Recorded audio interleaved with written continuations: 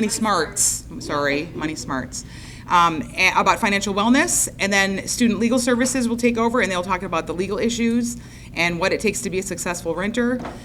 Then we'll hear from a longtime landlord, property manager here in Bloomington about what landlords are looking for. And then finally, we'll round it out with the City of Bloomington and the city program. So I'm Angela Van Roy. I'm from the City of Bloomington in the Housing and Neighborhood Development Department. And you'll be hearing from some other staff members from our office later on. So we're going to go ahead and get started. I'd like to introduce Sarah, who's going to be, let's get our first slide here. I'll be talking about financial management. Oh, thank you. Please come around this way so we don't hit the cord here. Yeah. Good evening, everyone. So my name is Sarah Ray. I serve as the Associate Director for Financial Wellness and Education and our MoneySmarts program at IU. So I do a lot of work with our students, faculty, and staff around all sorts of personal finance and money management issues. So we're going to go ahead and spend some time talking about really what you need to think about in terms of your budget when looking for housing, as well as some of those big major costs, and then how credit impacts your ability to rent and the type of apartment that you might be looking for or house. So, step number one in figuring out what kind of housing you're looking for and what you can afford is just really sitting down with a realistic budget. That often means for students having conversations with your roommates or your family. If you have a spouse, if you have a partner, if you have children, really thinking about what are your needs and what do you need to budget for. Determining the budget is really important before you get your heart set on a specific type of apartment or a specific type of house or property. Generally speaking, the rule of thumb is to spend about a third of your take-home pay on your housing costs. Now, there's wiggle room in this. It really depends on who you are. If you're a student, you might be using financial aid or family support to help you pay for housing. So again, determining that right number is dependent on your particular situation. So in terms of what you can expect about paying for rent and those upfront costs that you might see, rent is usually either due on the first or last business day of every month. We highly recommend setting up automatic payments to pay that rent. You just want to make sure that you have enough money in your bank account when you're looking at rent.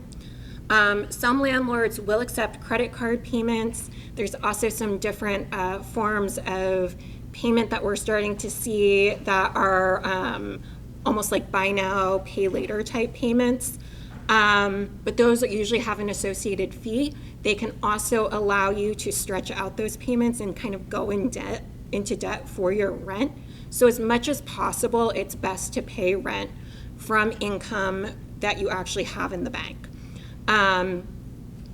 Any late fees that you might accrue might have repercussions, and that will all be detailed in your lease agreement. In terms of upfront costs when you're budgeting, you are going to be expected most of the time to provide a security deposit. That's usually equivalent to the first month's rent, sometimes the first and last month's rent. And so you need to make sure that you have that lump sum of money on hand. Moving costs, furniture, there can be some startup costs related to utilities. We'll talk a little bit about renter's insurance. There might be a pet deposit and pet insurance on certain units. And then there can be fees associated with different types of parking. So for example, I street park. So I have a parking pass with the City of Bloomington to allow me to park in front of my house.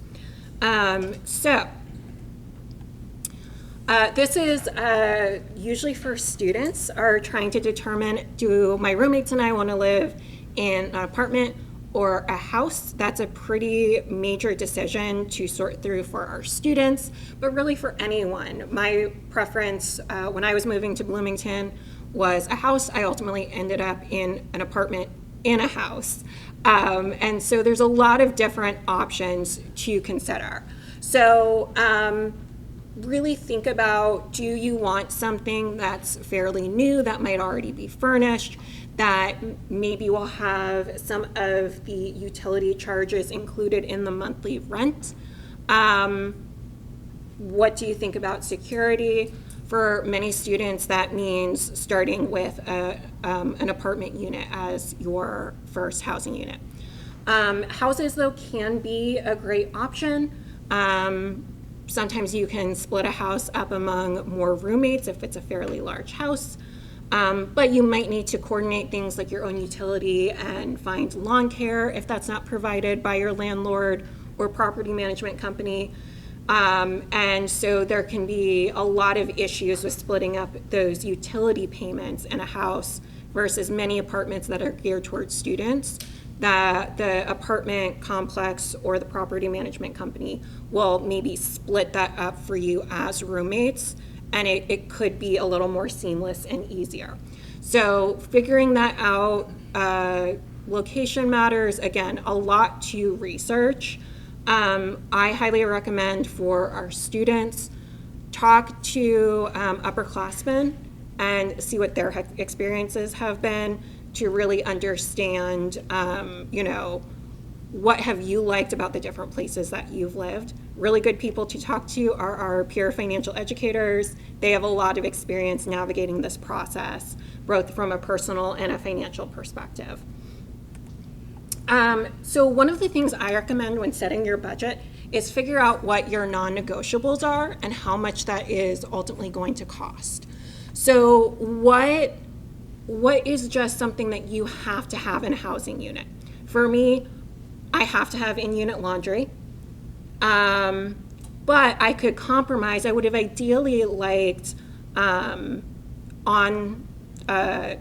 parking. I ended up compromising and deciding to go with street parking because the unit I also got had amazing natural light, and that was a non-negotiable for me. So there's all sorts of things that can be non-negotiables, but sometimes you have to figure out what you are willing to compromise on to be at the price that you want to be at, to be in the location that you want to be. So know what your non-negotiables are before you go into the rental market. And then do a ton of research on, you can use Zillow, you can use Realtor.com, you can go see what the different property management companies typically cost, and do that comparison of different amenities to see what's important to you. Okay, so here's a really good basic list of questions to ask yourself or make sure that you are going through when you are apartment hunting. So you want to know lease length. How long is that lease agreement? In that lease length, something else that you might want to ask about is, are you allowed to sublet the apartment if you are not going to be there next summer? Is it a 10-month lease versus a 12-month lease? All of those things can be slightly different, but if you don't ask those questions and know that information up front, it can especially cost our students money over the summer if they're still making that rent payment over the summer. Ask about parking if there's any cost associated with it. Is it furnished or unfurnished? What utilities will the landlord cover versus what were you expected to cover? And what is that division between roommates? And then always, always, always go and ask to see a unit. Hopefully also it's the unit that you would be living in as much as possible, although some apartment companies are going to show you kind of the staged unit. So definitely make sure that you're going and checking out the quality of the units at the complex or at the house. Other considerations, we'll do a little bit of a deeper dive here in a second of what a guarantor is, but many students have to have a cosigner or a guarantor often a parent or another family member who can vouch for, yes, we can pay for this apartment. It is not just dependent on the student who has no income. Make sure, I mentioned security deposit, it's usually equivalent to the first month's rent, but can be more than that. Really planning, especially for our students, making a plan for transportation before you pick a unit, and knowing, do you have a car available if you need to drive? What is that bus line? Do you want to walk? Do you want to depend on your bike? Ultimately, when you pick an apartment and then the transportation doesn't work to campus from that apartment, it can end up costing you a lot of money. Are you looking at an individual lease versus a group lease? And so, especially if it's an individual lease, could you and or your guarantor be liable for your roommate's rent if a roommate just decides, I'm moving out? And then the neighborhood, do you feel safe? Is this worth the money that you're going to pay for it? Okay. Renter's insurance is something that everybody should obtain.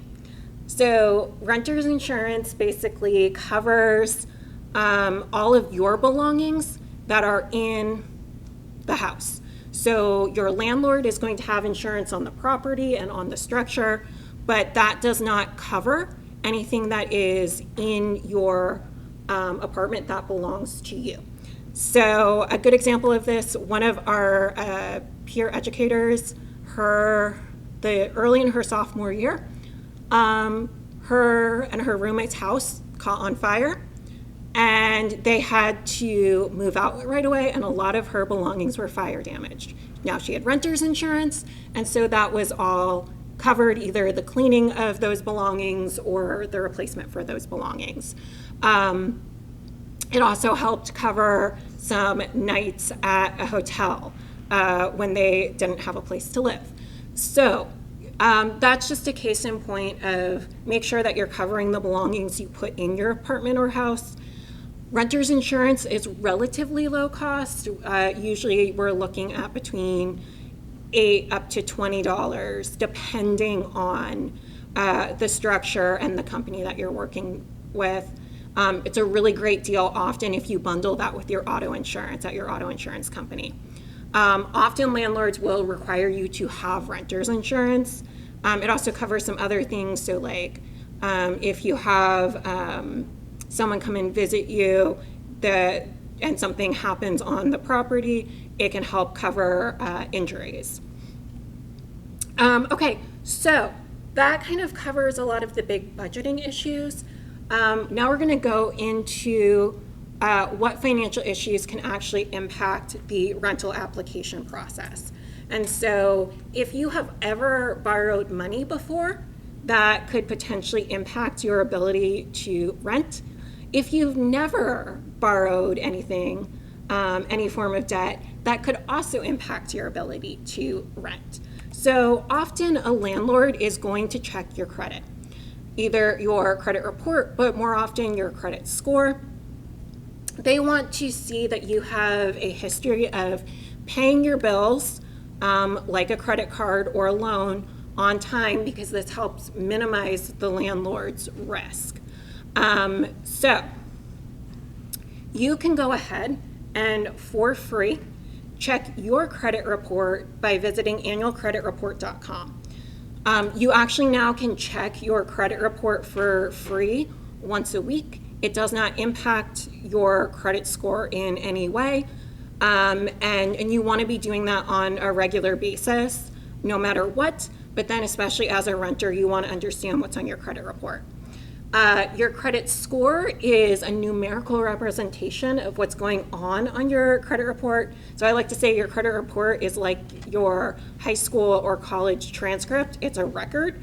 Your credit score is like your GPA. It's a numerical representation of that.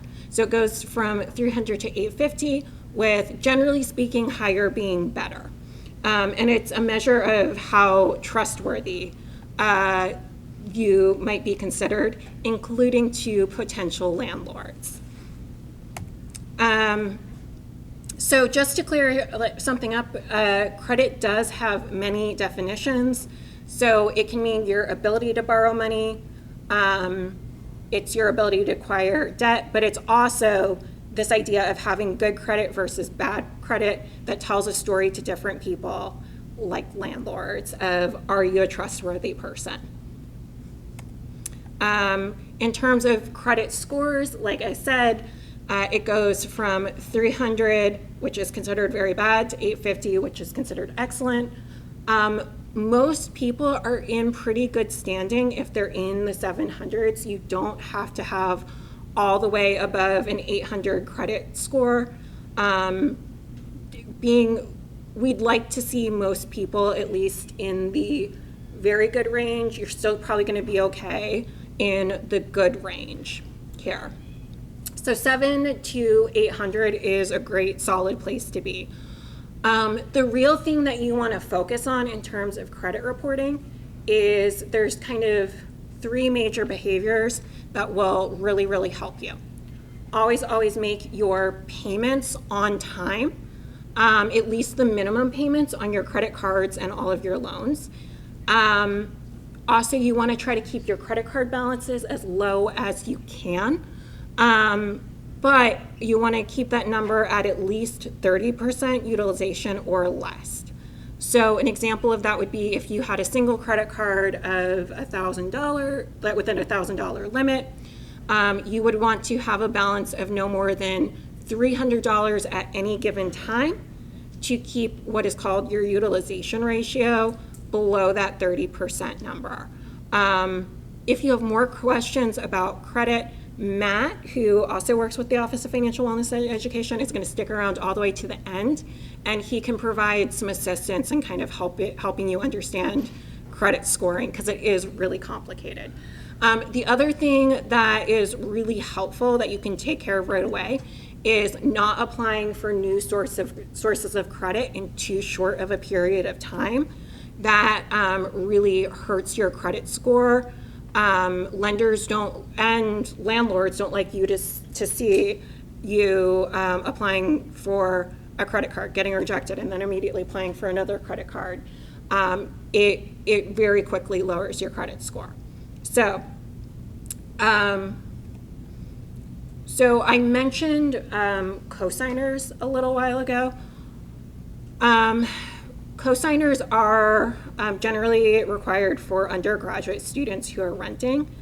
It may be optional for people with established credit, but can be helpful if you are struggling with your credit, but you can have a cosigner who has an excellent credit history. That might help you in the rental application process in some cases. You need to check with each and every landlord that you're applying to what that process is. But generally speaking, most of our undergraduate students need a guarantor or cosigner for getting an apartment or a house. The one thing you really want to make sure of, though, is that your cosigner has an excellent credit history. That will help you. In terms of monitoring and repairing your credit history, some of us have messed up at some point with our credit. But there's ways that you can kind of take charge of that and figure out what you need to do to repair it. So like I said, you want to carefully look at your credit report from Equifax, Experian, and TransUnion. Again, you can go to annualcreditreport.com. You want to make sure that all of your identifying information is correct. You recognize all the accounts and the account information is correct. Examine your inquiries, see if there's anything in collections or public records, and dispute any errors. If you're a student, our office can provide some assistance in showing you how to dispute any errors that are on your credit report. Then generally speaking, pay your bills on time, pay down debt and keep your balance low. Don't close revolving accounts, so don't necessarily close most credit cards in most cases. It's better to have those credit cards open and minimize using them, and then apply for credit sparingly. If you've never utilized credit before, Now would be a really good time to establish yourself as a user of credit. For students, we recommend opening a student credit card with a low balance and just building those healthy credit habits. Again, make an appointment with one of our student financial educators and they can walk you through that process. Cosigners are helpful. And then there's also services that can facilitate building credit if you make on-time rental payments or on-time utility payments. If you have any evictions from a lease on your record, it may be difficult to find a new apartment. There may be legal fees, missed payments may impact you and would show up on your credit report. So basically, moral of the story is really look for an apartment that you know pretty solidly you can afford. And if you've faced any evictions, there are various community resources that our office would be happy to connect you with that can help you figure out what to do about the impact of an eviction on your record. Our office doesn't do that directly for anyone, but we can definitely look for different community connections to help support you. Here's one of my biggest tips for navigating this whole process is you want to over budget. So I always recommend, try to get those housing estimates based on what are your priorities, what are your non-negotiables, and then you over budget by like 10% because housing usually ends up costing more than you realize. There's some associated costs or unexpected fees that it's good to have money in the bank to be able to cover those. Even down to things like I've worked with a lot of students that didn't realize, oh, I needed to buy cleaning supplies and like pots and pans right away. It just was not, if you've never lived on your own, that might be a thing that you aren't expecting. So no matter what, if possible, over budget for housing expenses. Student Legal Services is gonna be talking with you all. They are a great resource for just doing a lease review and just really handling different issues around leases.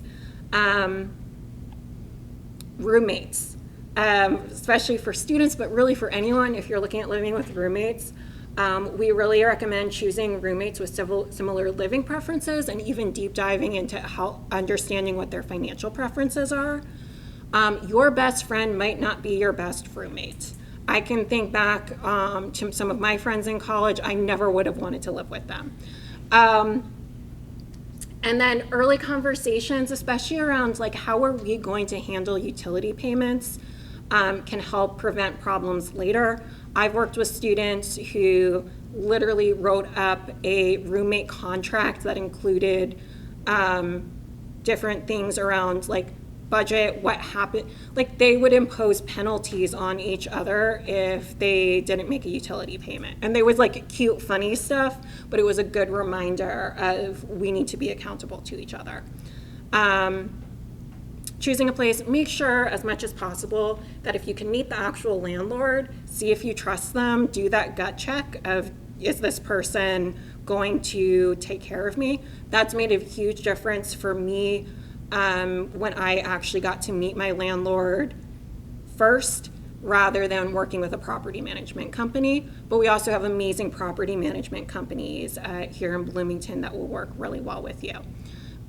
Division of rent, figure out like, does the bigger room cost more?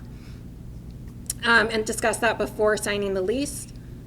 Furniture expenses, I have a peer educator in our office that all the roommates brought a sofa and they were missing kitchen stuff. Like there's 3 sofas and not enough kitchen equipment. So make sure you're discussing those things, who's gonna bring what. And then don't feel pressured to sign a lease before you've done a bunch of comparison shopping and thinking through every step of the process. I've worked with a lot of students especially who feel the pressure to sign something immediately. But you can definitely take your time and compare at least 2 to 3 to 4 units to decide what is right for you. So like I said, for students, we have our one-on-one appointments available. If you have any questions towards the end, check in with Matt, and we'll do our best to get you connected to amazing resources.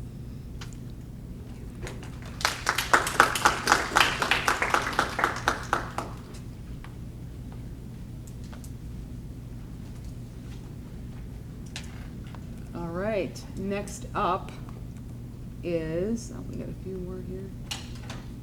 There we go. Next up is Student Legal Services with Stacy Williams. She's the director, and she is your free attorney if you're a student on campus. So come and thank you, Stacy. Thanks, As we come around this way so you don't hit the cords. Yes. Yeah. Thank you. All right. Hi, everyone. I'm going to talk a little bit about contract law. So just to get you excited, I thought I would mention that. What we're doing today, it's very similar to some of the information that Sarah just provided. We want to provide information and practical tips to help you be successful as tenants in Bloomington and then even beyond. For students, I work with students exclusively, but this information, including what Sarah just said, will be helpful for pretty much any leasing situation you find yourself in. We want to help you know your rights as tenants and avoid issues and complications with landlords. And I'm going to highlight some resources that are available to you. So we're going to reiterate and repeat a little bit in this presentation, but I think that helps people to remember some of the important information. So just a little bit about Student Legal Services. We are a law office on the IU Bloomington campus. We're located right over off of 7th Street across from the Union Building. We are a legal service for students only who pay a small fee. It's just over about $10.20 per semester. For that, students get free advice and representation at no additional cost. So students can go to our website, fill out an intake form, and schedule an appointment, and we will help them with a variety of legal issues. For those folks here who are not students and who are tenants, the substance of this presentation is going to apply to you too, just like Sarah's did with the financial management and thinking about those budgeting issues when you're moving or when you're living in a rental unit in Bloomington. So I just wanted to make that point as well. And I'm going to go through tips. This is from my favorite show, Schitt's Creek. I like it because I can say shit in a presentation and it's just a name. So the first tip is read your lease. This is a contract. It's a binding contract from the moment you sign. There is no right of rescission. There's no cancellation period in Indiana. So if that means if you change your mind and you want to back out of it, that's probably not going to be allowed unless the landlord just agrees to let you out of that contract. So I wanted to make that point. In some states, tenants, residential tenants in particular, when they sign a lease, have a certain amount of time to back out of it. Maybe their situation changes, maybe they can't get their money together, and the laws in some states allow that. Not here. Indiana does not allow that. Lease contracts are pretty much treated like any other contracts for these purposes. If when you're looking at your lease you don't understand the terms, ask the person you're working with the landlord, about those potential ambiguities and try to get those terms clarified. Most leases don't include a termination clause. Like I said, it's hard to get out of a lease once you've signed it. So you're pretty much left with options of subleasing or negotiating buyouts. So you can maybe try to, if you really need to get out of a lease term, you just cannot follow through on this tenancy, you can talk to your landlord about what those options are. They're generally going to say, look at the sublease provision. That's going to be $300 and let us know when you find a subtenant. Some landlords will help find a replacement tenant. If you can't sublease and you're not able to find someone to take your place and paying that rent, the only way really to avoid legal trouble with that landlord is to keep paying until you can find a replacement. Or if you can come up with a chunk of money, some landlords will negotiate a buyout in exchange for terminating the lease. So maybe you pay a couple of months of rent to them and you agree to terminate the lease in exchange. It's a little more complicated than that from a legal standpoint. I'm going to talk about that in a little bit. So the lease, these are the terms that the lease should include. The lease should include the following material or really necessary terms. Who are the parties to the lease? The landlord, typically an owner or an agent who is operating on behalf of the owner, and whoever the tenants are. It might be one tenant, might be multiple tenants. The rental property address, it should clearly identify what the property is that's being rented. This all seems pretty straightforward, but you might be surprised how many times people bring in leases and some of this isn't quite clear. A lot of times landlords, and I'm not going to say a lot of landlords do this, but some landlords will give tenants a lease without the property address filled in and without some of maybe the rent, how much the rent's going to be, and that's the contract that they're allowed to review before they agree to sign it. So in other words, they're kind of, tenants are given like a blank contract, right, without those material terms filled in. Student Legal Services will review those leases with our clients, and what we advise them is these are the terms that, on all the other terms, late fees, any pet provisions, attorney's fees clauses, those types of things. But we have to warn them that we can't fully advise, and you really don't know what this contract says until we know what the property is, who the tenants are, how much the rent is, because without those terms, you don't really have an enforceable contract. If the terms are not clear and you talk to the landlord or the leasing agent and you get clarification, be sure to write that into the lease term or the lease contract itself. It is often true that anything that is not in writing is not going to be enforceable when it comes to lease relationships. And so it's easy for folks, especially when they're friendly with each other, to just kind of agree on a term, maybe that's not in that written lease contract. If you can do that, and that's fine, and it means you probably have a good working relationship with that landlord, but your lawyer's going to tell you, this lawyer's telling you, although I'm not really giving you legal advice, it's a good idea, if you want that to be an enforceable term of your lease contract, to write it in. You can handwrite it in and have everybody initial off on it. That's perfectly enforceable, okay? So if a leasing agent says, and they're trying to be helpful, you can have that turtle. We don't worry about that anti-pet clause. You can't have pets when it comes to that type of animal. Write Tommy the turtle into the lease contract to make sure you don't lose him, okay? Or whatever that additional or different term may be. And if you're an IU Bloomington student and you're thinking about signing a lease, bring it, send it in when you fill out your intake form on our website. Send us your lease and we'll sit down and review those terms with you, and we'll talk about what I'm going to talk about tonight and a bunch of other stuff. So it's called lease analysis. It's a great service, and again, you don't have to pay any more for it. So, sorry that print's a little small. Do your research. One interesting thing about the law is it really does expect people to do their own research, to exercise due diligence to make sure that they have gathered the information they need to educate themselves. Part of that is read your lease. That's educating yourself about what the contract says and is all about that you're about to enter into. You can also check the properties records that are being held at Housing and Neighborhood Development. You're going to hear a lot more from the folks at hand. They're a fine service. Student Legal Services refers people all the time to Housing and Neighborhood Development. We look at their property records because they inspect every rental property in the city of Bloomington. Rental properties are supposed to be registered with the city. I'm not going to get deep into this because you're going to be hearing more about it. But essentially, landlords register their properties and submit to inspection by the city to ensure that they are being kept up to a property maintenance code that applies to all rental properties. Now, some tenants, depending on who your landlord is, may be surprised that Bloomington has a property maintenance code, but most landlords are pretty good. I just heard a story right before this class about one particular situation.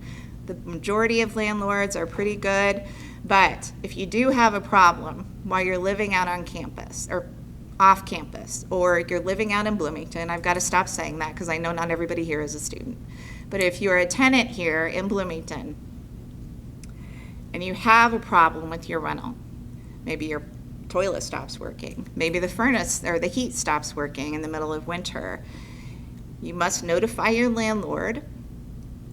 Our recommendation is to notify the landlord in writing about any such notices. You want to create a written record, give them a chance to fix that problem, and if they fail or refuse to do so, then HAND can come out and do a complaint inspection. I don't want to talk too much for them, but their complaint inspections, HAND's complaint inspections, are great evidence. They really provide great neutral documentation of issues that the tenant has had with this rental property. We use that in court. We use it to negotiate settlements. And I think most importantly, it is incentive for the landlords to fix the problem because HAND will send a notice to the landlord requiring them to fix the issue if it's a code violation. Okay, so also have an attorney look over the lease. If you have that availability, and I would recommend that anybody who's considering signing a lease or is a tenant, look at Student Legal Services website. There's a lot of good information there for anybody who's renting, and also Indiana Legal Services has a great renter's rights content. They have a lot of good stuff for tenants on their website. So use HAND's records. HAND's file is worth reviewing. It really is, because if the landlord is claiming that you caused a problem, but you heard from the last tenant that that problem existed during their tenancy, maybe it's worth looking. Was there a complaint inspection done? You have to file a public records request with the city. It's recommended by the poor city attorney who has to review these files before they are sent to the tenants who are requesting them, that you not request entire property files. That's something that we have had to adjust because of the files being digitized, but limit the request to maybe the last 3 years of inspections. That should tell you a lot about whether tenants have been complaining and asking HAND to come out and deal with or inspect and cite that landlord for problems. If when you get that record, there are lots of complaint inspections in there, it's probably an indication that that landlord has had some problems maintaining that property. And that's something to consider before you sign a contract with them. So tip 3, vet your roommates. Joint and several liability, who knows what that is? Who is signed onto a lease with other tenants? Anybody? Yeah, if you are on a lease with other tenants signed on, and you in that lease agreement are agreeing to pay a certain amount of rent, let's say 4 people signed on a lease to rent a house for $2,000 a month. Those 4 individual tenants probably consider their rent obligation to be about $500 a month. Under joint and several liability, each of those individuals has signed a contract agreeing to be responsible for $2,000 worth of rent. It's joint and several liability, and that means that the landlord can enforce the lease against one or all of those tenants. So if tenants skip out, if you chose roommates who had issues, could not keep up their lease obligations, if you're an IU student and they have to leave school and they stop paying rent, this can really leave the remaining tenants in a bind. So we highly recommend that you vet roommates very carefully as best you can. Sometimes, who was it who said, your best friend is not often the best person to be your roommate? I guess Sarah said that, and I would echo that. Just another point about signing the lease under joint and several liability.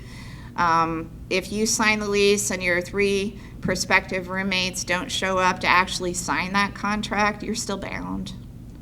The landlord can still enforce that lease against just poor you who showed up to sign. So I wanted to make that point. And joint and several liability includes subtenants and guarantors as well. Okay, do a thorough move-in inspection. This is one of the best things that you can do to protect yourself against unwarranted move-out charges. If anything is not perfect when you move in, if you see any defects, any worn places, any stains on carpet, scuffs on walls, any cracks in windows or linoleum, any dirty appliances, that kind of thing, that should all be documented when you move into a rental property. Take photos, make a list.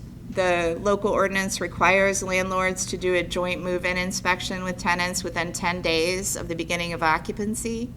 Not all landlords do that joint inspection. Even if they don't, you should do your own as soon as you move in, before your stuff is spread out everywhere, so you can get good pictures and a good record of the condition of the place. It's the best way to protect yourself from charges at the end of the lease term that were not your responsibility, from having to pay those damages that pre-existed your tenancy. All right, create a written record of the tenancy. I would say, if you take nothing else away from what I say tonight, this is what you need to remember. Don't just walk into the office. Don't just pick up the phone and call if something is wrong with your rental unit. You need to create a written record of those notices, especially if it's about a habitability issue in the rental unit. The classic example I always give is when a toilet is running. Some people may not have ever had this happen in their home or rental or their house or in their experience, but sometimes plumbing goes wrong and toilets will keep running. A handle gets stuck, there's something wrong inside. This happened in my own house a couple years ago, and we have a bathroom out in our garage, and the toilet kept running because the handle stuck and it completely flooded part of the lower level of our home. That's what can happen when some kind of water is running in your rental unit. It often is the toilet. Sometimes you just hear water if you're in a building and, hey, landlord, here's an email telling you that I hear water running through the walls. Or our toilet has been running no matter what we do for 2 days. Put that in writing to the landlord, because that water is going somewhere. And if it does damage to the structure, you may end up being charged for that problem because you were the occupant of the rental unit when the problem occurred, and landlords will bring a claim against tenants in those situations. So small issues can turn into very big problems. And so if you have documentation that shows that you notified the landlord as soon as the problem occurred, they maybe tried to fix it, didn't try to fix it, whatever the case, but you have a written record that you tried, that you did the best as the occupant to provide that legal notice, and it is legally required. So put all communications with the landlord in writing. Email and even text are fine. You want to create a written record of all notices, issues, and whatever the landlord's response is during the tenancy. Clear documentation really does protect all parties to the contract, and it's especially important for tenants because Indiana doesn't provide much recourse or statutory protection. It's not the friendliest place for tenants from a legal standpoint, and so tenants who know how to protect themselves are going to be in much better shape at the end of their tenancy. Schedule a complaint inspection with hand. I'm not going to linger on this because I kind of talked about this already, but you have to notify the landlord about whatever the issue is. Again, do that in writing, and if they fail or refuse to fix it, you can go on HAND's website and request a complaint inspection. If the inspection confirms a city code violation, HAND's inspection report will note that violation and require the landlord to fix it within a certain amount of time. Seems like there's usually a re-inspection scheduled, and so that is the process that you go through. But again, that creates a great record, a great unbiased, neutral record of whatever that code violation was, an issue you were having. Hand complaint inspections can result in problems being fixed sooner because the notice of the code violation is sent to the landlord, and they're instructed to do whatever it is necessary to repair the issue. Inspection reports, as I said earlier, are also very valuable evidence in court because it comes from an unbiased source that is here for the community and not landlords or tenants in particular. Understand utilities. Do the utilities go in your name? Do they pay directly to the landlord? Are there any utilities covered by your landlord? And I'm sorry, I messed up the last part of this. Utilities are a part of your contract expense. That's what that last bullet point says. You can't see. It is part of your obligation as a tenant, generally. If they're not all included in just that one lump rent payment. And so you want to make sure that you understand what your utility obligations are, and if you have roommates, who's going to be paying what. Renter's insurance policies are generally affordable, as Sarah said earlier, and they cover your personal property. Again, the landlord's insurance is generally not going to cover tenant property. There are certain catastrophic situations where that may happen, but you can never count on that being the case. One of the things we always tell people to watch out for is that lease provisions sometimes will charge or require you to have liability insurance that covers the landlord. That is not the same as renter's insurance that covers your property. You need your own policy of insurance with you as the insured. Okay, so if your lease says you have to get liability insurance, that's most likely going to be for the landlord's benefit. A landlord cannot change a lease unilaterally. A landlord may notify you of an early lease expiration when they're doing like rapid renovations. We've seen some of that in the last couple of years where landlords will send a notice to all of their all of their tenants, instructing them that they need to move out at the beginning of May because they're renovating all of the units. Sometimes they'll be given a certain time they have to be out, and then they can move back in on a certain date. These notices went out to tenants whose leases ran through the end of July. We saw a lot of these rapid renovation cases going on the last few years, but that's an example of landlords, just some of them. Again, most landlords are not going to do this, but some landlords will give the impression that it's required, that they have justification, when really legally they don't have justification. Parking fees, utility changes, rent increases. We see students coming in, our student tenant clients coming in regularly with those types of issues being changed in their lease contracts.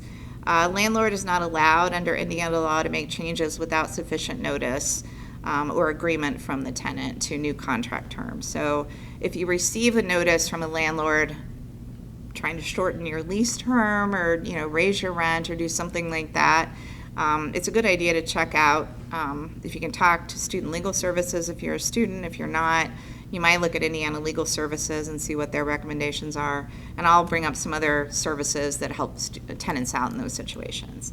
Winterize in the cold months. You guys know about winterizing? Yeah, I figured some people would know. Yeah. Basically, what happens is if you leave your home and it's cold outside, it gets super cold here, usually during the semester break when all of our student clients are gone. There's like a cold snap and it's like 10 below. We always tell folks not to turn off their utilities even though they're going to be gone. I understand people, when they are going to be gone for 2 or 3 weeks from their home, don't want to have to pay those utility bills when they're absent. But if you turn off your heat during the winter time, there's a very good likelihood that the pipes are going to freeze and burst. And when it warms back up, it's going to flood your rental unit and probably the ones around it. We see cases come in every January. Pretty much every January, where the landlord is claiming tens of thousands of dollars worth of damage in these flooding cases. And if you don't have good evidence that you winterized, I have had cases where landlords accuse my clients of not winterizing when they clearly did. All of my clients were able to get on the stand and say, we left the thermostat at 60 degrees, we left the cabinet doors open, we left a little stream of water running. Those are good winterizing steps to take. In that case, my clients had learned it from their parents. A couple of them knew about it coming in, and so they were trained. They knew what to do. But a lot of people don't know this stuff. And so if you keep the water running a little bit, make sure that heat's on at least 60, and open those cabinet doors that have the pipes inside, like the vanity in the bathroom or the kitchen maybe, if you can leave those open to expose them to the warmer air, especially if they're against an exterior wall.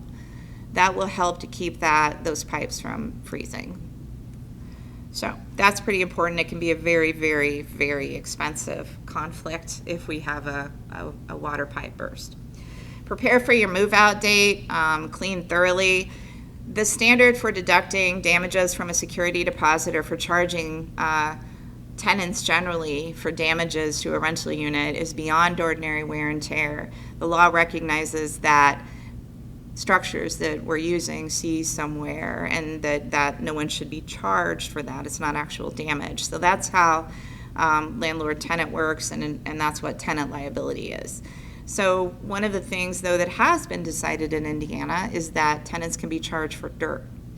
It's one of the few cases that has gone up on appeal, and the court found that leaving a unit dirty constitutes damage beyond ordinary wear and tear.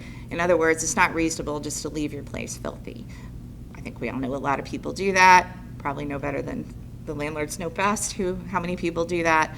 But our recommendation is clean thoroughly, because you're definitely going to be charged by the landlord for cleaning. Remove all your belongings, document the condition of the unit before you move out, take pictures of everything bright, shiny, and clean. Video is good in that situation too.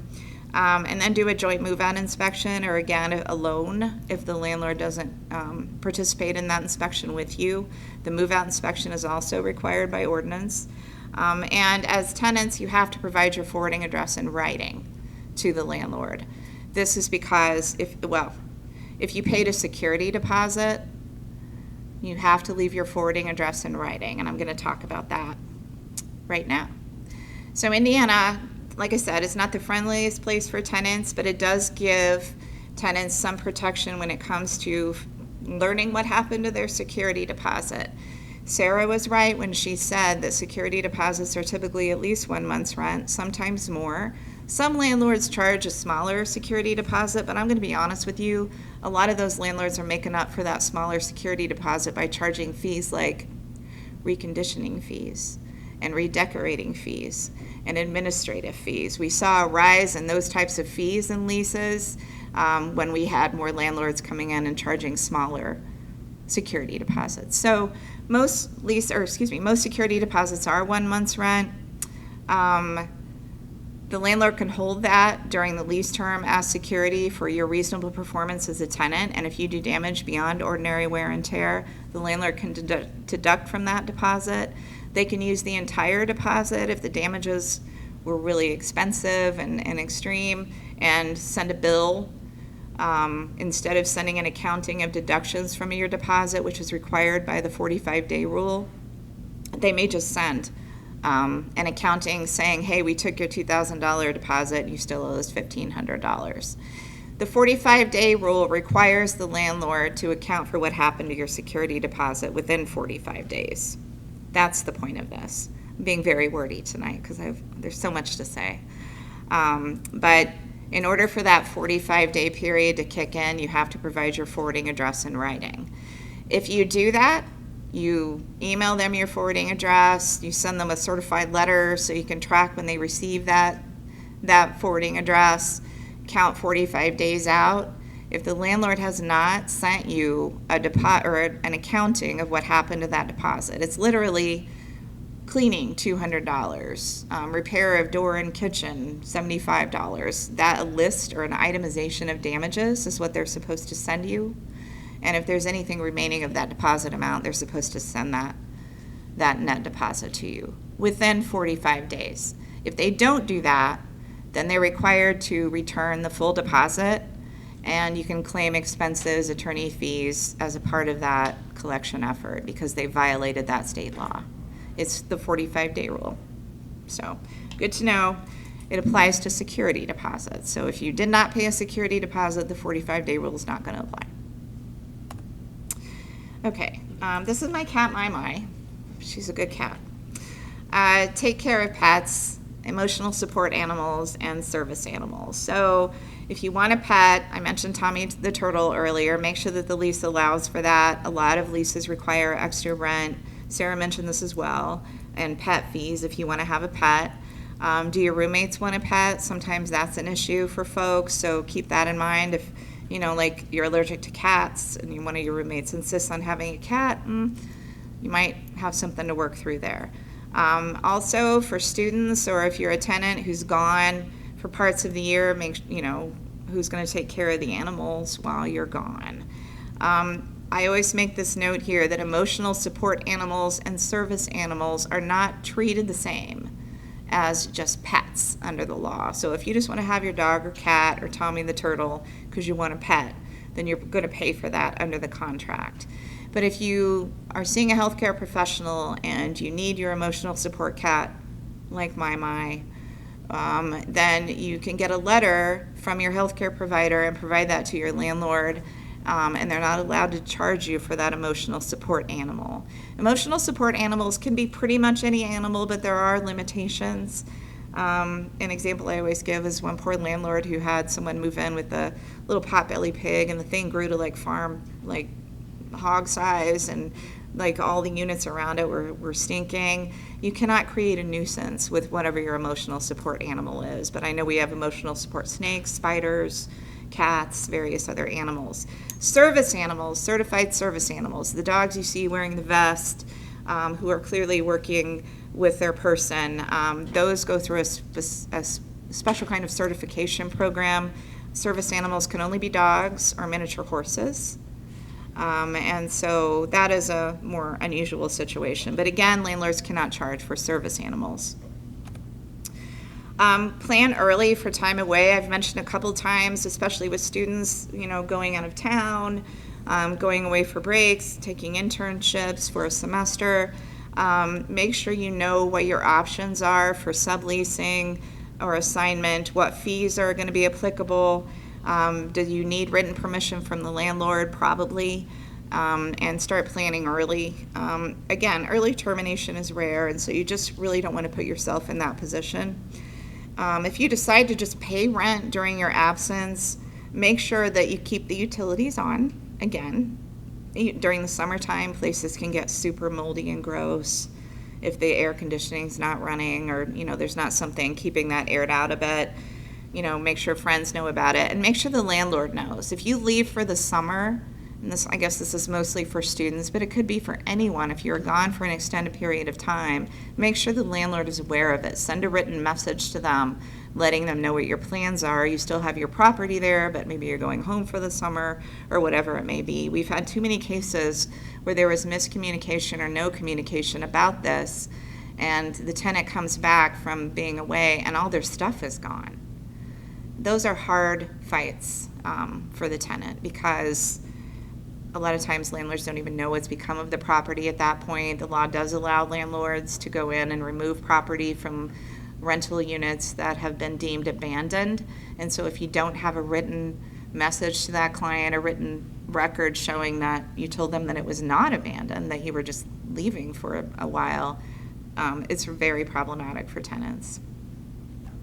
Note about subleasing and assignment. Subtenant takes over the payments and occupancy under a lease, but the original tenant remains liable. You're not off the hook because you find a subtenant. The landlord still can come after you if your subtenant breaches or flakes out and doesn't do what they agreed to do. The landlord can come after the subtenants too, but you're still on the hook as the original tenant. Joint and several liability applies here, as I described it earlier, so choose your subtenants wisely. Also, subtenants, I just went to court on a case today where the subtenant had caused a bunch of damage during her subtenancy and then didn't pay rent. So we got a judgment against her for rent and the damage amount that our client paid to the landlord. So they could then go after that errant roommate or subtenant. So point here, subtenancy does not let you off the hook as the original tenant. Use all the resources available to you. There are lots of resources out there, and I've got this list here. Pro Bono Indiana, District 10 is the third one from the bottom. This is an income-based legal advice and representation program. I always point out this one first because they have a great program called Counsel in the Court. If you're not a student and you need low-cost legal services, they are a great organization. Indiana Legal Services, above that, income-based legal advice and representation as well. They also have just a fabulous website. Their website is a great resource for tenants, families, it's very well done. Reference it from time to time. City of Bloomington, Housing and Neighborhood Development, Student Legal Services, we're here at the top, and then sometimes we do see discrimination claims. I've had quite a few like accessibility discrimination claims where landlords would not provide handicap parking, that type of thing. So the Indiana Civil Rights Commission helps tenants out in those types of cases, and also the Bloomington Human Rights Commission is a great resource here locally. So I just wanted to say thank you. This is our website for the students. You can go there to fill out an intake, to get lots of information. For everybody, you can just go to the website to get information about being a tenant. Thank you so much.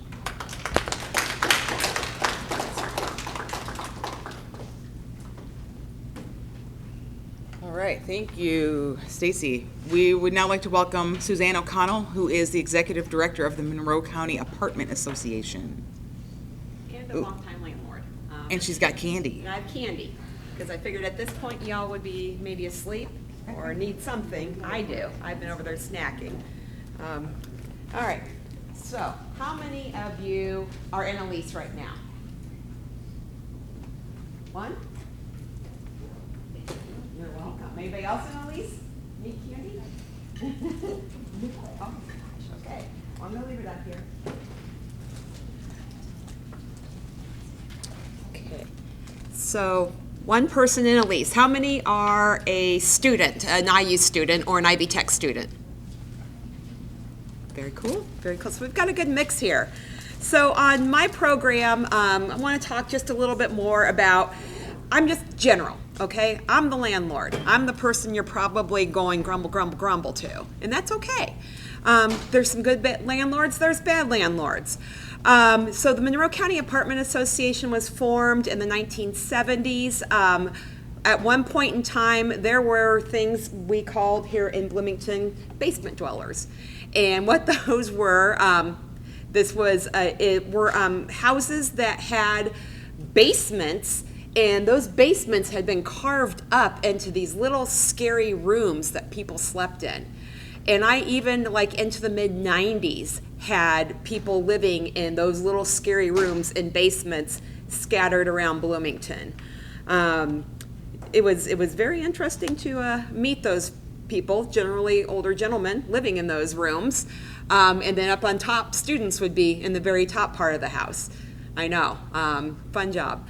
So, executive director, I am an IU grad, although I grew up in Lafayette, and when I moved to Bloomington, well, before I moved to Bloomington, I told my parents I was coming down here, and my dad said, 2 words you will never say in my house, Bobby Knight. I said, okay. I'm a licensed real estate broker. I've worked in Chicago, Bloomington, Milwaukee, Wisconsin. I've done student, I've done subsidized, commercial, industrial. And what do landlords want? All right, this is going to make it easy. What do landlords want? What's the first thing a landlord would want you to do? Pay rent. Candy.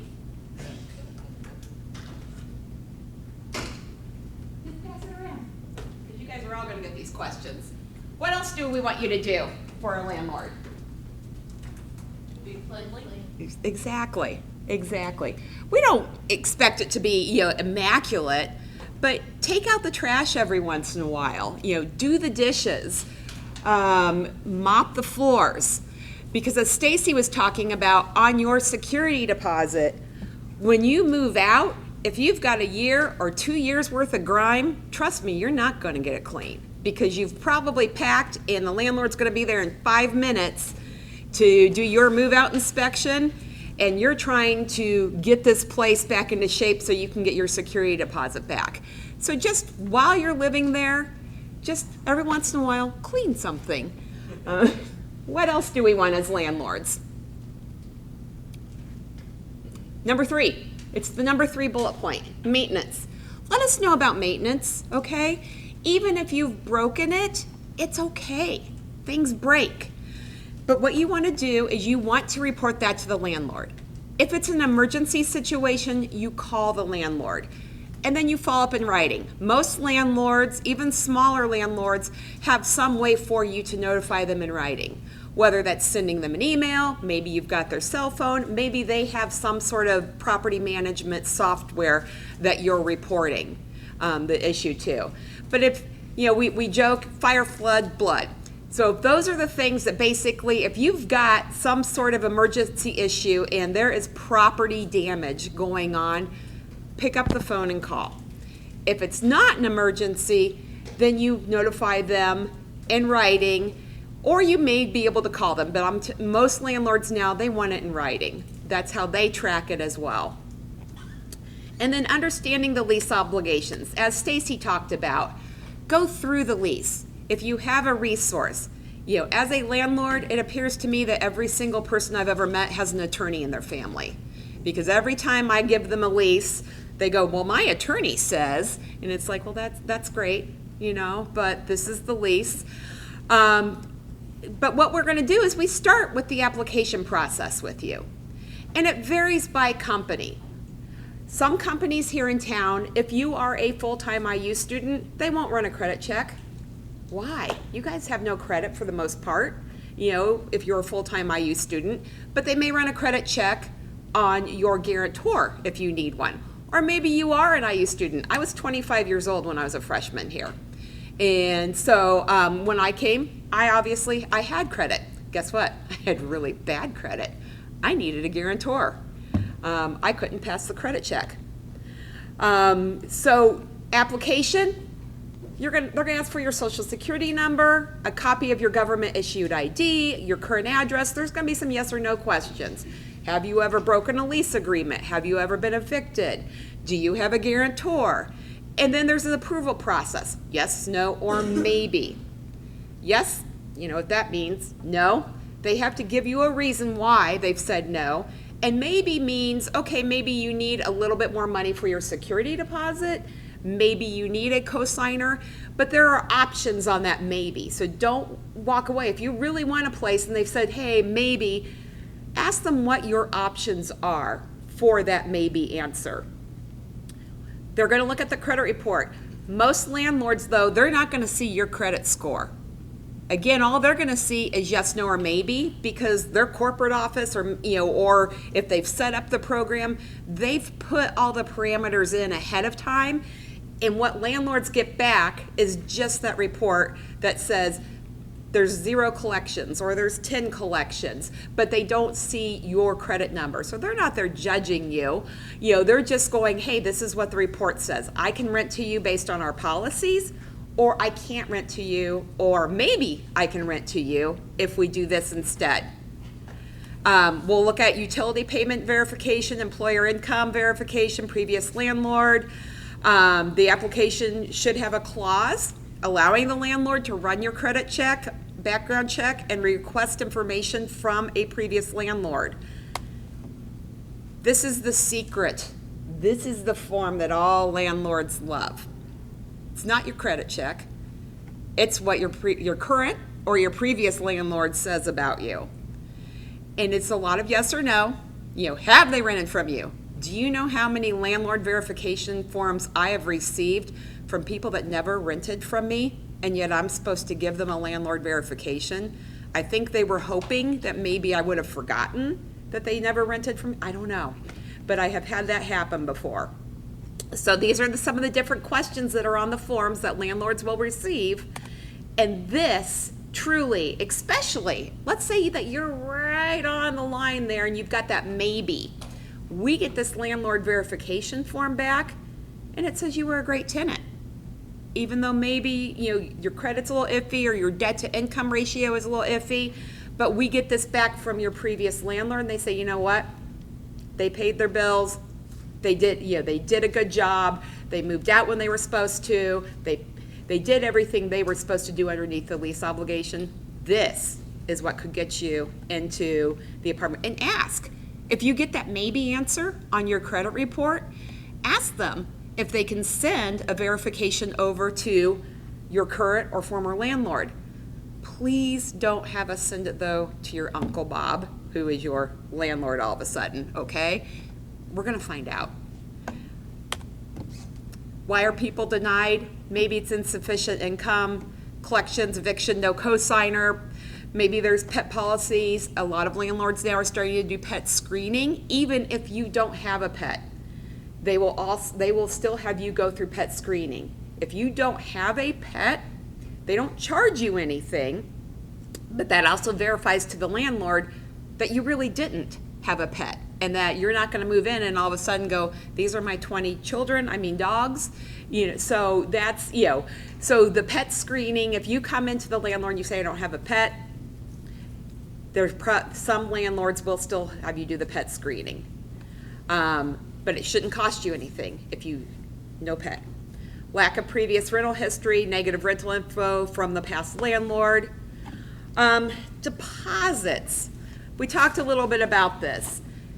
But, know what you're getting into ahead of time. I have 2 personal rental properties, and I have a young man who is, I'm worried about.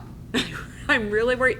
Grandma has co-signed the lease, but I have gone back to him and told him everything that is involved in this lease. I even went and called the utility companies and sent the average cost to him to make sure that he and Grandma, who I think is going to be paying the rent for a little while for him, were aware of that. But did you know you can call the utility companies and ask what the average electricity bill is? Know that. What if you move into a place and your average electric bill is $500 a month? And I've seen those bills before. You want to know that way ahead of time, and maybe you're not signing that lease. So ask the landlord what the address is. Don't let them do the switch and bait. Ask them what apartment, because different apartments may have different equipment. Maybe apartment 200, that equipment was put in there 20 years ago. But apartment 201, that equipment was new last year. Guess what's going to be more efficient? So these are questions that you can ask. The landlord may not have the answer, but the utility company has the answer, because landlords typically don't pay the utility bills. The tenants pay, so we never see them other than maybe that short amount of time between when somebody moves out and somebody moves in. But call the utilities. Get your budget that way. Don't rely on, well, the average person pays this for electricity. Rental or apartment, just some things to think about. Apartments sometimes may be more efficient, but they do have the shared walls. Parking may be limited. Some apartment buildings here in Bloomington, if you have 5 or more, you cannot get a residential parking permit for the street. Is there on-site parking? Is it available?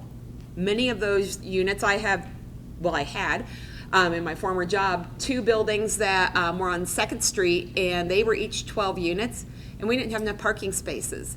But the residents there couldn't get on-street parking because of the City of Bloomington parking ordinance. So just, think about things like this. If you've got a job and you need to get to and from work, when I was a student here, I had a job. I was a pizza delivery driver. I needed my car. So that was very, very important to me. Let's see here, what else? And on houses, parking may be inside or on the street. Well, if you're in a house, obviously you can probably get that residential permit, but you're going to need a copy of your lease. Joint and several lease clause, we went over this a little bit. This isn't just about students though. Boyfriend, girlfriend, husband and wife, brother, sister, sister, sister. My sister and I were roommates for 2 years.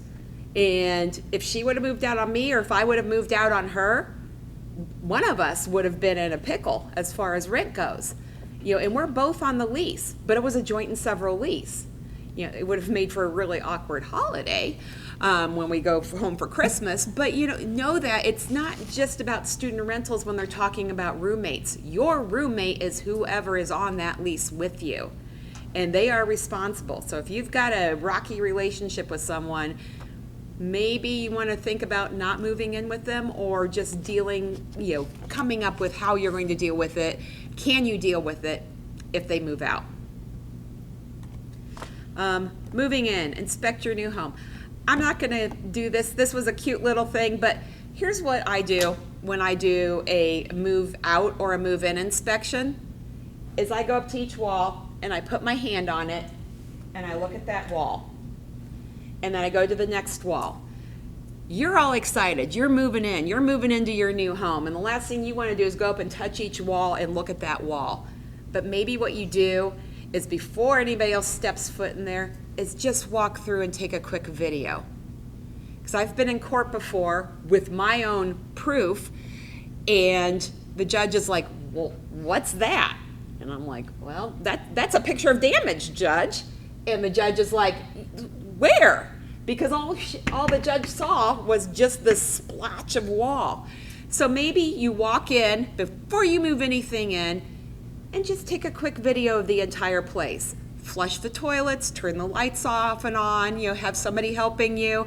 If you see this little pinhole here, zoom in on that as you go by. That's what's going to help you. Because the other thing that happens with landlords, it's a very transitional, what do I want to call it, job. Typically, when you move out, you're probably not moving out with the same person that moved you in. That person's probably not even working in the office anymore. It is very, very transitory as far as property management goes. If you are, there are the student complexes, and they use what are called community associates. Those are students. When the semester's over, they're gone, just like students are. You do have some longtime landlords here, but again, maybe they've got help. Somebody inspecting, somebody doing their security deposits, helping them out. They don't know what it looked like when you moved in. So just make sure you're protecting yourself. This I thought was funny. It's probably hard to see, but I love the bottom part here. Can it be fixed with duct tape? That's a question that a lot of maintenance people ask too. But can it be fixed with duct tape? And then it says yes, don't call maintenance. Well, that's not always the case, but is it broken? And it's just when to call. But just always, there was one here, call maintenance but use an excuse. If it needs maintenance, that is the landlord's job, but know what the landlord's job is as far as maintenance. So, who's responsible? Your guest throws a ball and breaks a window. Who's responsible for that window, for replacing? Tenant, we're right. Garbage disposal is stuck or clogged. Landlord. Sure. Depends what's stuck or clogged. Is it a spoon? Is it a shot glass? Is it just old and rusty? Is it food that the lease said don't put in there? Like pasta, eggshells, potatoes? All of that will do it. So that could be either one. Light bulb burns out. Tenant. Yep, tenant. Front door won't lock. Yes, unless somebody's kicked your door in or done something kooky, and that happens a lot. I'm always amazed. Smoke detector batteries are dead. Tenant, exactly. But your smoke detector's chirping. And the batteries are out, and you think there's something wrong with the smoke detector itself, and it's a hardwired smoke detector. You can usually call the fire department. Or get a hold of your landlord and just say, I think I need a new smoke detector. Because if it's, there's the chirping because of the dead battery, but then it's a dead smoke detector, that it won't stop alerting. I had that happen in my house. It was really scary. It was like 3 a.m. because that's when they seem to go off. That's when your fire alarms or your smoke detectors really want to let you know that I am dying here. A sink or a bathtub drain is clogged. Tenant. Could be tenant, Could be. landlord. That might be in your lease. Some landlords will take care of it just because they want to maintain it. The company I worked for, as long as it wasn't something, if it was like hair, something like that, the company I worked for, we would just go ahead and clean them out just as part of maintenance. No hot water. Landlord. Yep. You guys are smart. I went with that hot water 2 weeks here recently. Yeah. And so, and it stinks because sometimes you can't get a part, or it just or the landlord just is not doing their job. So when you rent, here's some basic things that are going to save you some money. Know how to plunge a toilet, and get yourself a decent toilet plunger, not the Dollar General toilet plunger, okay? What a garbage disposal will and will not dispose of.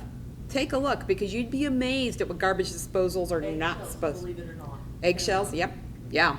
Oh, I got a really serious clog one time with potatoes and potato skins because of the starch, and it created, oh yeah, that was not cheap.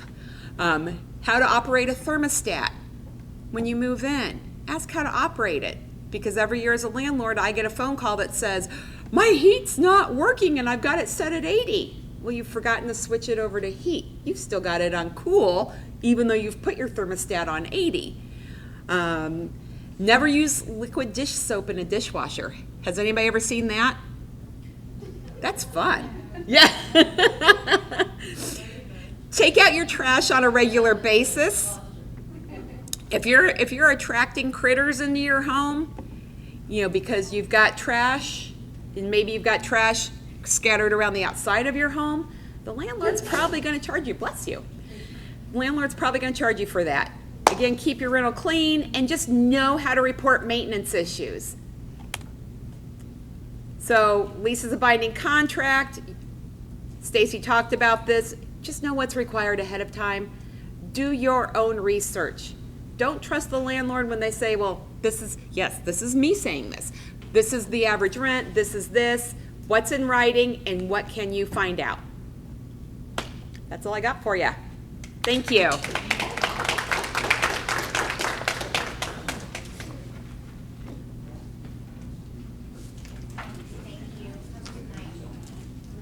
All right, guys, we're going to keep on going. We got one more.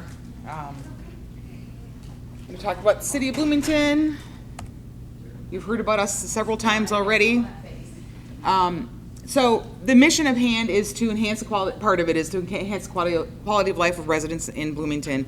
And there are two ways that we do that in our department, specifically related to housing. So one of them is promoting safe and habitable rental housing through our Title 16 rental inspection program, which Joe was going to talk about in just a second. And then the other part of it is neighborhood compliance. So we enforce neighborhood compliance through Title 6 of the Bloomington Municipal Code, which covers trash, weeds, and snow removal. And Chastine is going to talk to us about that. So I'm going to invite Joe up to the podium now, and she'll talk to you about Title 16. Thanks, Joe.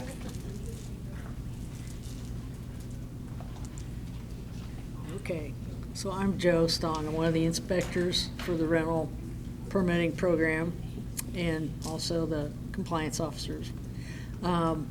We'll talk a little bit about what we do and why we do it. I think I'll hire. So it's, Is that better? yeah, talk right. Yeah, because Okay. If somebody owns rental property in Bloomington, they have to have it registered and inspected every 3 to 5 years. Our department goes through every room in every unit in every rental place in town every 3 to 5 years. We've been doing this since the 70s. Somebody talked about the basements with just curtains. I've seen this too, and They were scary, aren't they? yes, it was in a basement, and there were curtains separating like 6 cot type beds.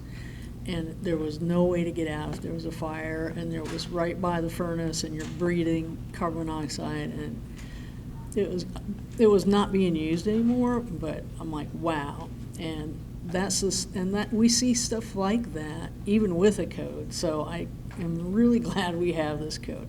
As somebody said, almost all the landlords are great, and then there are some that are not, and sometimes things happen, and you need help getting some repairs done. So. We look at all of the properties in town. You should see a permit in your. I'm just looking at volume. Go ahead, keep talking. You should see a permit in your unit, and it should tell you how many people are allowed to live there by the code, how many bedrooms there are, what the expiration date is, and look at that, and ask to see it when you move in. Is it just not going right? I don't know. Keep talking. Yeah, that's good. All Right up right. It's kind of creepy, I don't know. The permit is supposed to be displayed in the unit. It may or may not be, but you can certainly ask for that, and you can call our office and ask for that too. And we issue them for 3 or 4 or 5 years.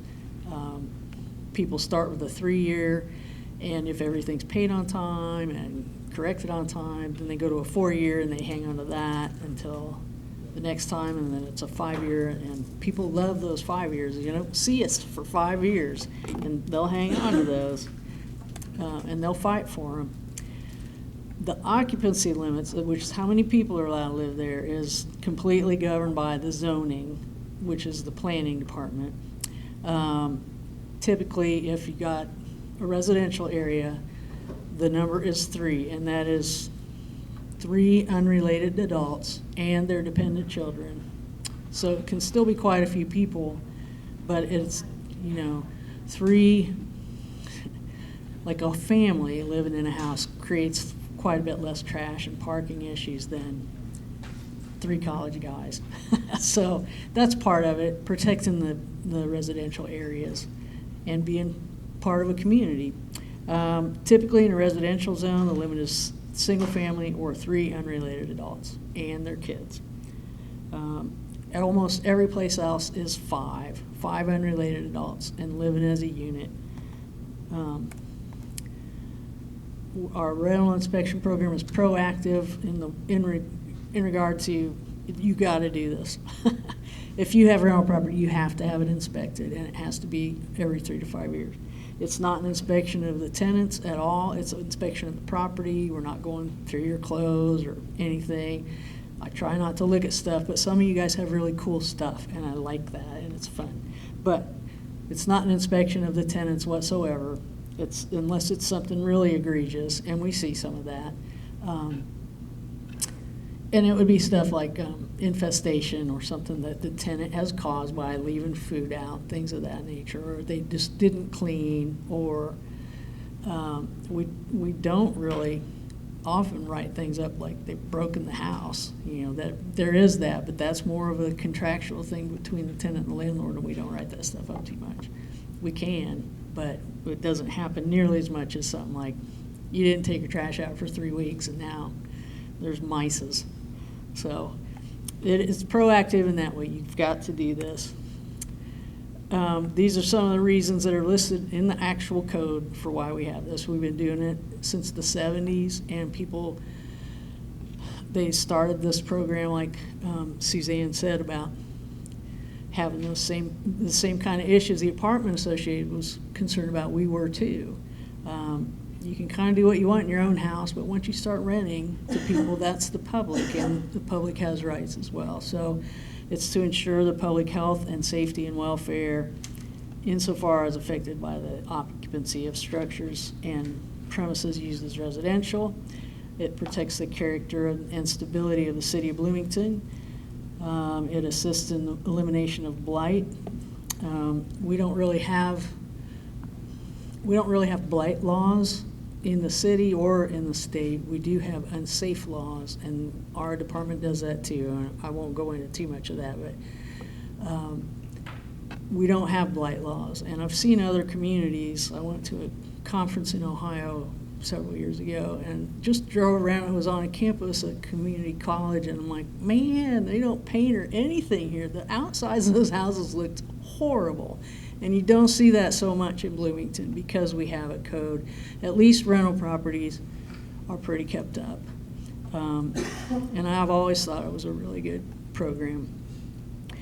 And to regulate and license the commercial businesses of letting properties to ensure the stability of approximately 60% of the housing stock in Bloomington. That's pretty accurate. Probably 60% of the houses are rental properties.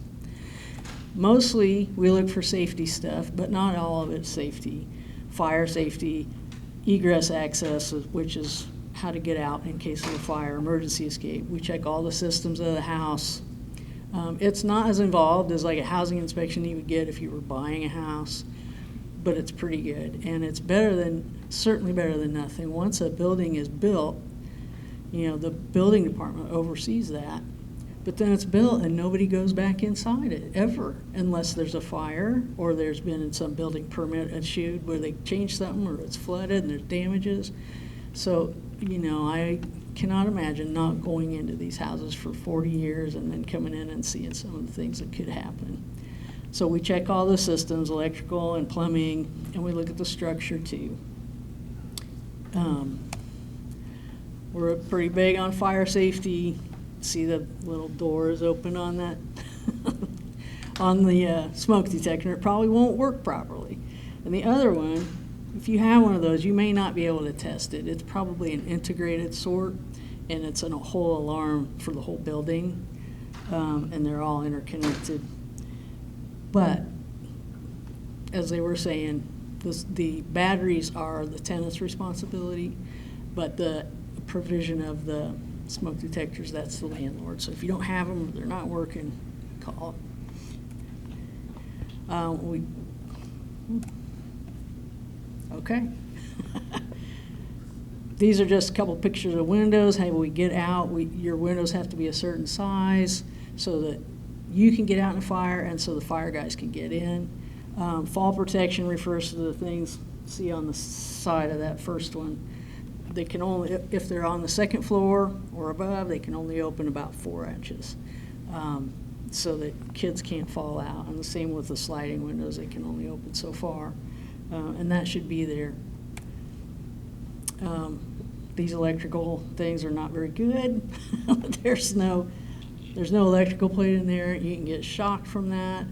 And this panel, it's kind of hard to see, but on the bottom, that speckly stuff is just metal, and that's conductive, and that's not a good thing. You should have plastic or blanks that are approved materials, and you can't just cover up the blank part of the panel like that. This too is hard to see, but the temperature on this is 44 degrees, and it's about 46 with our thermometer that you shoot at the wall, and that's probably because they didn't leave their heat on during the winter time. And Stacy was totally right. Every January we get complaints and things about busted pipes, and we go out, and that's the whole thing. They just didn't leave it on. And I think I did the same thing when I was in college and stuff, but man, I think about it all the time now, and I try to remind everybody in January or in December, don't forget to leave your heat on. These are some terrible structural things. We've seen this stuff. This is all inspection pictures that we've taken, and not that long ago, but this deck is pretty bad. I took an online class about deck construction, and it just left me thinking no one should ever set foot on a deck. None of them are safe. Stay away from decks. It's not that bad. But you have to be careful, and you have to look at that and know what's safe and know what isn't. And if it doesn't look right to you, call us or check it, and we can try to look at it for you. At least on an exterior thing, we can kind of do a drive-by and look at that. These balustrades, these intermediates are broken, and that's dangerous. If kids were up there, little kids, they could fall through that.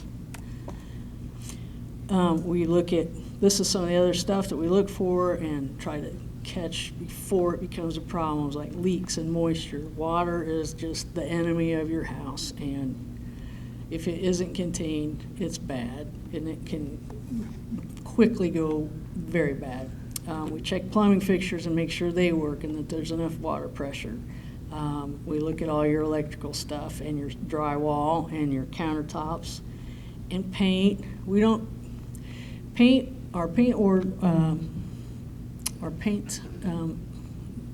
problems are typically around lead paint. If the house or the structure was built before 1973, it probably has some lead paint in there. And so we make sure that that is contained as long as it's encapsulated, which means it's either covered by siding or painted and not flaking. If it's not flaking, it's fine. But once it starts flaking, it's not good. And windows are one particular place that it happens a lot because you move the window a lot. And I don't know why, but children chew on the windowsills, and it really does happen, and I've seen teeth marks, and why are you guys chewing on the window? I don't know, but they do, and that's how you get lead poisoning. And so that's the painting part. We don't even care if it matches, we just want it to be not flaking. And the same on the outside. And I already said we check doors and windows and appliances. If they're provided by the landlord, they should be working. Some places have washers and dryers, and you don't even know if it's a tenant's or not, but I try to always ask, and if it's not working right and they provided it, they should be fixing that. And we check flooring too, mostly when we don't do a lot with carpet, and there's some terrible carpet out there, but our code's kind of minimal, and if it's not a trip hazard, we can't really write too much up. But if it's torn up, or if it's worn at the threshold and it's coming up, we can write that stuff up. Here's some very terrible surfaces that we would call out. This is from leaks from above in a multi-story apartment complex, but that's the kind of stuff we would definitely have them fix, that kind of thing. It looks to be somewhat structural too, with that big hole there. And this is the kind of flooring stuff that we look at. You can't have great big holes. You can't have curling up tile. That's a trip hazard. It needs to be pinned down. I'm not thinking of my words very well, but it should be secure and not curling up like it is there. These drawers on the right-hand side don't work very well. Now this switch that's taped over, I would ask the tenant about that. It doesn't mean it doesn't work. It doesn't look broken to me. It looks like maybe the tenant put it there so the kids don't flip it off, or it's controlled by, that's the computer or the computer system, and they don't want it messed with. So it's not broken. If the tenant says, no, I did that, I'm not going to call that out. On the outside, we look at the siding and make sure it's intact. And we look at the roof and especially the gutters so that water's not pouring against your house. We look for dead trees and dead branches, and if there are those on the property, we would tell them to take them down. Making sure the structure is weather tight, doors and windows, and if there's a shed, we don't really care too much about a shed being weather tight unless it's supposed to be that way. And we certainly look at decks. We would tell them to fix this stuff too. It looks like a tree hit this one on the left there, and maybe on the right too. But that stuff, you can't just have hanging parts down. In the same year, this is really pretty disrupted siding, and a big hole in the foundation over there. That's a critter hole probably, and you don't want those either. Birds and pests can get in all those holes and cause big problems. And we get animal complaints frequently, and we tell people to trim their trees back at least 3 feet so that raccoons and stuff can't jump onto your porch or your roof and do incredible amounts of damage. This ivy can be pretty destructive. I don't always call that out. We argued about this before we did this presentation. I always call it out. I don't. But if it's impeding the use of the windows, if it's going, if you can tell animals are living in it, that's not cool. And I would call this out because it's all over the place. It's going in the windows and the doors. And this tree's pretty dead, so I'd have them take that down. We did talk about rental complaints, and I'll just briefly go over it. We want you to notify the landlord first, and if they don't respond, we give them typically a couple weeks to respond, unless it's a life safety thing, like there is water coming in my house right now, or I don't have any heat. Those things, call us now and call the landlord first. And if it's not right, you can submit a rental complaint through our U-Report system. You can't make it anonymous. You have to be there. We would call them, call your landlord, or call you too, and make an appointment. It would be with the tenant. And they can be there or not, but we make an appointment with you. And if it's valid, they'll get a period of time to fix it. Usually 2 weeks for not life safety things, but no heat is typically 24 to 48 hour turnaround. But yes, we'll send them a note, and if it's a 24-hour thing, we have to hand deliver that because it'll never get there in the mail in time. So we do try to pay attention to that too. And this is about housekeeping, and Chastina will be going over that stuff with you.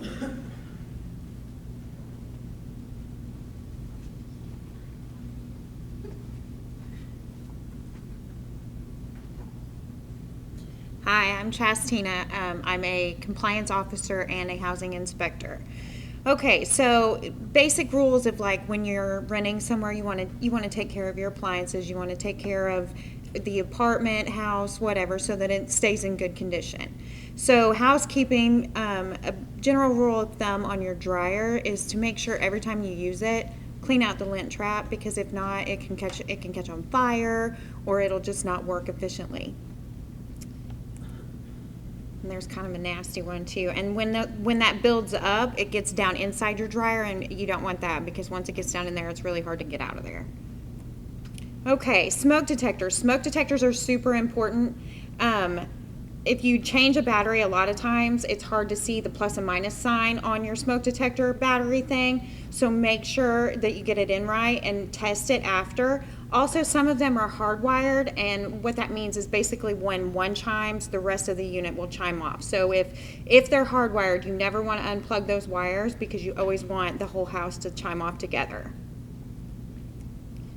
Okay, and then, so the picture here is the hard wire.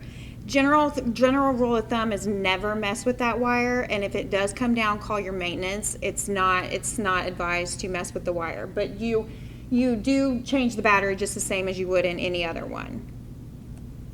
Okay, food storage. On your refrigerator, if you don't have a digital thermometer, it's kind of hard to figure out like your temperature wise. What I would suggest is if you pull something out of your refrigerator or freezer and it doesn't feel like it should be cool, or it doesn't feel like it should be the way it should, like the temperature, call your maintenance just to have your refrigerator checked. That way you get ahead of it before it messes with your food. Never leave food out for more than 2 hours. During a power outage, try to keep the doors closed as much as possible, just to kind of keep the cool air in. Cereal, chips, any kind of food storage that you leave out, just remember, if you don't have it in a container, a lot of times you can attract mice and pests and stuff like that. So always make sure that you put it in food safe containers. The dishwasher has a filter on the bottom of it. Some of them pop out, some of them turn out. Periodically, just try to clean it out too, so that it works good and drains good. Your bathroom, always make sure you clean really good around your toilet, the floor, keep things sanitary. If you have an exhaust fan in your bathroom, we deal with this a lot. People will call in and say there's mildew on our ceilings or our showers, and a lot of the times it's because the condensation from when you take a really hot shower in a bathroom, it causes the mildew on the walls and the ceilings. So if you have a window or an exhaust fan, if you have a window, crack the window. If you have an exhaust fan, always turn the exhaust fan on when you're taking a shower, so that you can kind of pull that condensation out. And if there is an exhaust fan, vacuum the fan cover, because a lot of times it'll pull all the dust particles and stuff, and it'll get stopped up. Being a good neighbor. So we also deal with like the trash, the recycling, the snow, overgrowth. Each one of the inspectors has a certain area in the city that we take care of. So we will go over that. So here's some perfect examples of what you cannot do as far as trash wise. The boxes and stuff on the street, you can't do that. If you put the trash out there, you have to have the trash cans completely shut, or they will not take the trash at all. Another rule is, say you have a trash day on Monday, make sure that you bring your cans back within 24 hours, because if you don't, you can get a citation for that. So anytime say your Monday's your trash day, if your cans are not moved by Tuesday, then we can come out and write a citation, and it's a $15 citation every single day. So you always want to make sure you bring your cans away from the curb. So here's a bunch of trash too. So we'll start with the chair on the porch. That's a no-go. You cannot have inside furniture on an outside porch. And then all this trash in the front yard, you cannot have that either. We can cite for that too. If you have a large item that needs to be picked up, you can call the sanitation department and schedule with them, and they will come out and pick up the large items. And here's another one. You always want to make sure that you have contacted sanitation, because if you do not, we can come out and write a citation for this just like we would trash. Let's see, your trash is picked up weekly. Yard waste is bi-weekly. Recycling is free. Cart lids, they have to be closed or they will not take them. And that's both carts, the recycling and the trash. Bring your cans in, and then if you have any large items or pickups, you can look at this website and it'll tell you anything you need to know. Recycling. Plastic containers, glass bottles, cans are accepted. Straws, lids, wrap, or packaging are not. Pizza boxes are also not accepted. Grass and weeds. So grass cannot be over 8 inches tall, and that includes weeds too. Remove noxious weeds. Brush piles are considered trash and are not always allowed. Now, if you're renting, sometimes that will be the landlord that takes care of that. So you need to, when you sign your lease, you need to know whether you're taking care of the lawn or if the landlord is. Here's kind of just a picture of a really overgrown, what you're not supposed to do. And then the snow removal is kind of the same thing. If you sign a lease, you want to know, are you responsible for the snow removal or is the landlord? And basically, once the snow quits falling, you have 24 hours to clean the sidewalk. And this has been cleaned at one point, but it's not clean enough. So basically, if we come out and, yeah, you've attempted, but say it's snow covered again and it's been 24 hours since the snow removal, we can technically write a citation because the sidewalk has to be completely clean. So that's a big thing you want to make sure when you're signing a lease, to contact the landlord to see who actually does it. Is it you as a tenant, or is it a landlord that takes care of it? And then noise. Noise can be enforced 24 hours a day. That includes vehicle noise, no muffler and loud pipes, house noise. If you can hear it outside of the house, it is too loud. Violations can result in a warning, fine, or even a misdemeanor, and noise ordinance is enforced by police department. Parking. Park in a legal parking space. Do not park in the yard or grass. Do not block a driveway, and find out if you have to have a neighborhood parking permit. Sometimes, depending on where you rent, it will be a neighborhood parking area, so you need to find out, and if that's the case, you can bring your lease to the city hall and they can help you there. And then parking is also enforced by parking enforcement and police department. And that is it. You have 5 minutes for questions about anything. Anyone? Thank you all for coming. If you fill out your exit survey and give it to us, we would appreciate that. And also, with the exit survey, if you have your email address on there, I will send you a certificate of completion for this, so you have proof that you took the class. Okay, so make sure I have your email. Thank you, everybody.